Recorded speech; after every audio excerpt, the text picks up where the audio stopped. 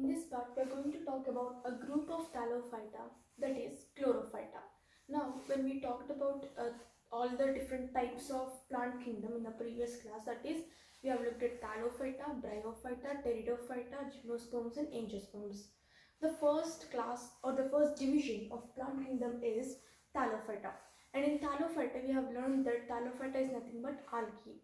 And algae can be divided into three types: red algae, green algae, red algae, and brown algae. In this part, we are going to take up the first type of algae, that is green algae. And green algae, the division is called as Chlorophyta. So we are going to take up some characteristics of the division, the class Chlorophyta. First, why is it called green algae? Because it has some green pigments. First, we are going to talk about the pigments in Chlorophyta. So first, pigments which are present in Chlorophyta are chlorophyll A. So chlorophyll A is present, chlorophyll B is present, and also it has carotenoids. Carotenoids are also some other pigments, and it has xanthophylls. So these are the pigments: chlorophyll A, chlorophyll A, chlorophyll B, carotenoids and xanthophylls. These are the pigments. These are the various pigments that are present in case of Chlorophyta or green algae. Next, we are going to talk about some examples of Chlorophyta. So the first example is, we are going to take up some characteristics of that example and we are going to write the name of the green algae. First is unicellular. So unicellular and motile. Unicellular and motile. So the algae or the green algae which is unicellular and motile, that is, I'm going to mark it with another color. So unicellular and motile, it is Chlamydomonas. Next, unicellular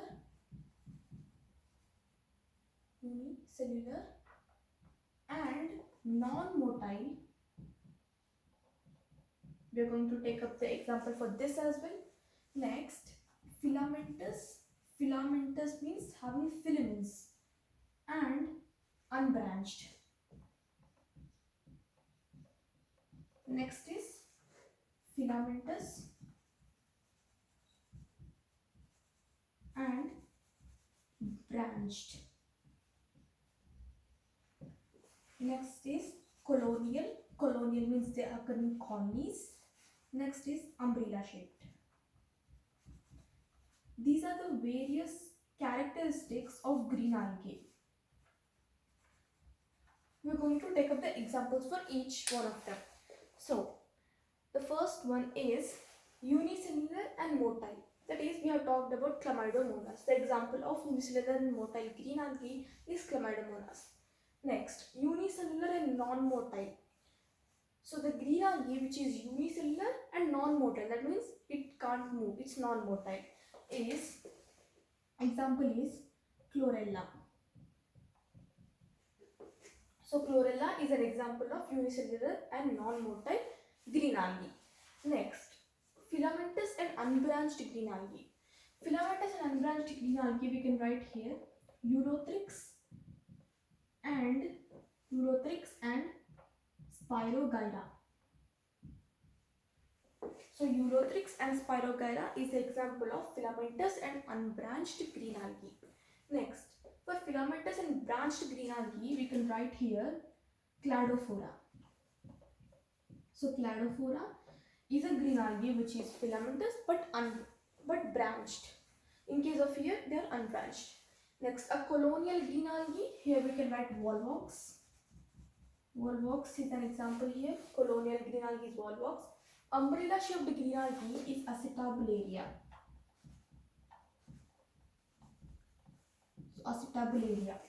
So again, we'll go over it again.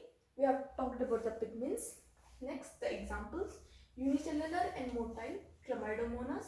Unicellular and non-motile is Chlorella, and filamentous and unbranched is Ulothrix and Spironera. These both are examples of green algae which are filamentous and unbranched. Filamentous and branched are Cladophora, colonial volvox. Colonial means they occur in colonies. Umbrella shaped is Acetabularia. Next we are going to talk about the cell walls of green algae. So, green algae has two-layered cell wall. Two-layered cell wall. So, we know that in plants, cell wall is made up of cellulose. We are talking about plant kingdom. That means green algae is also plants only. But these are the ancient plants. Ancient plants. These are not so advanced. These are ancient plants on Earth. So, two-layered cell wall. In case of green algae, there is two-layered cell wall. But whereas if you talk about some advanced angiosperms, the advanced plants, there is only one cell wall which is made up of cellulose. In case of green algae, there is two-layered cell wall, and there is inner layer and there is outer layer. Inner layer is made up of the same thing, cellulose, but the outer layer is made up of some pectate material. Pectates. It's made up of pectates.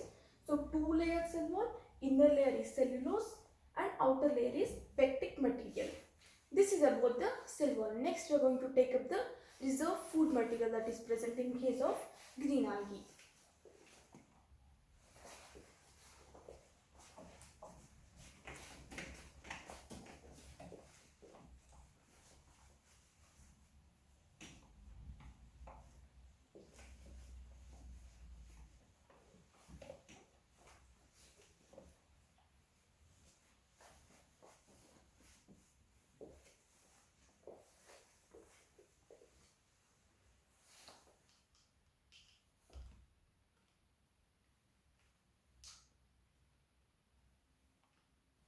So now we are going to talk about the reserve food material which is present in green algae.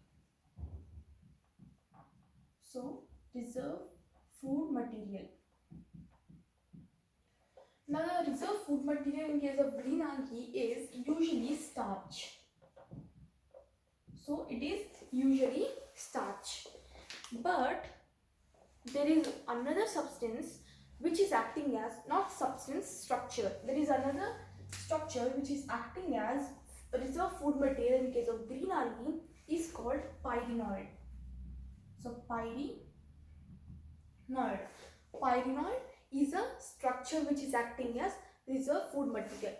Now pyrenoid looks like a flower, and these pyrenoids are usually present in the chloroplast of the cell. Okay, so they look like a flower, pyrenoid. This is a structure actually. This is nothing but pyrenoid. This ball-like thing here, this is the protein. But whereas these petals-like things, these are nothing but starch. So protein and starch combines to form pyrenoid. Pyrenoid is a structure which is present in chloroplast and it acts as reserve food material. This is about the reserve food material. Next we are going to talk about the flagella which is present in chlorophyta. So green algae are flagellate. They are motile. Some are non-motile as well, like chlorella that we have seen just now. But if they are flagellate, that means if they are motile, there can be one flagella, there can be two flagella, or there can be four as well. So 4 is not so common, but 1 and 2 are common. This is about the locomotive structures that are flagella. Next we are going to talk about the habitat. So habitat of green algae, where they are usually found. Green algae are usually found in freshwater, ponds, streams and puddles, etc. So these are the places where we can find green algae, found in freshwater, ponds, puddles. Now green algae are nothing but the green structures which are present on the surface of the water bodies like freshwater, ponds and puddles. Those are the green structures. Okay, so this is about the habitat of green algae. They are found in freshwater, water bodies, ponds and puddles. Next we are going to talk about how are they? Are they like parasitic or epizoic? Some things like that. So green algae are, so, or maybe I can write it like this.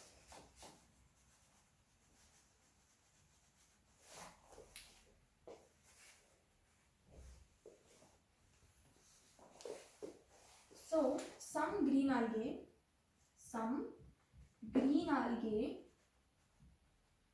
are parasitic. Parasitic means, you know, parasitic means growing on other living organisms, growing inside other living organisms, actually not on. Some green algae are parasitic, very few are parasitic. So some green algae are parasitic and very few of them, they're not so many, very few of green algae are epizoic.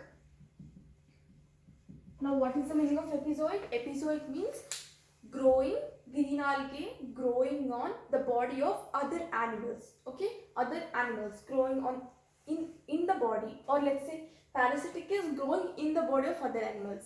Epizoic is growing on the body of other animals, on.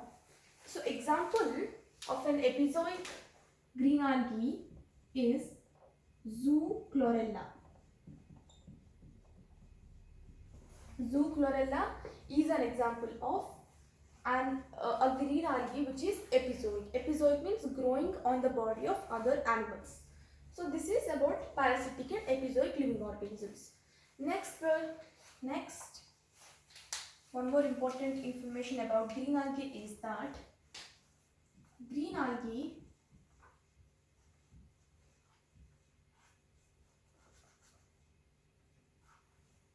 algae are haploid. What is the meaning of haploid again? Haploid means having a single set of unpaired chromosomes. This we are going to talk about when we come to cell cycle and cell division. So green algae are haploid and they show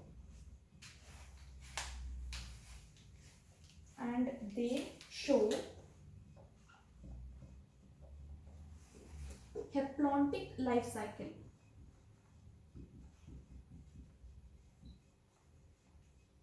Haplontic life cycle. So green algae are haploid means having a single set of unpaired chromosomes, and also they show haplontic life cycle. So this is about the haploid or diploid. Coming to the reproduction of green algae, they can be asexual reproduction or they can reproduce by sexual modes as well. So these are some general characteristics about chlorophyta, that is green algae. We have looked at the pigments which are present. We know that pigments are chlorophyll A which is present, chlorophyll B also is present, and carotenoids and xanthophylls. We have looked at some examples as well. And examples, unicellular and motile is Chlamydomonas, unicellular and non-motile is Chlorella. Next, filamentous and unbranched are Volvox and, sorry, not Volvox, Ulothrix and Spirogyra. Filamentous and branched are Cladophora. Colonial is Volvox and umbrella shaped is Acetabularya. These are the examples of green algae. Next, we have looked at the two-layered cell wall, inner layer and outer layer. Inner layer is made up of cellulose, outer layer is made up of pectic material, and reserved food material is starch, parinode, protein and starch. Next, flagella. We have taken a look at flagella. There can be one flagella, two flagella or four flagella. This is not so common. Next, we have taken a look at the habitat. They are found in freshwater, ponds, puddles, streams, etc. And some green algae are parasitic and very few are epizoic. Example of epizoic one is Zoochlorella. Next, green algae are haploid. Haploid means having a single set of unpaired chromosomes and they show haplontic life cycle. These are some general characteristics of green algae, that is chlorophyta.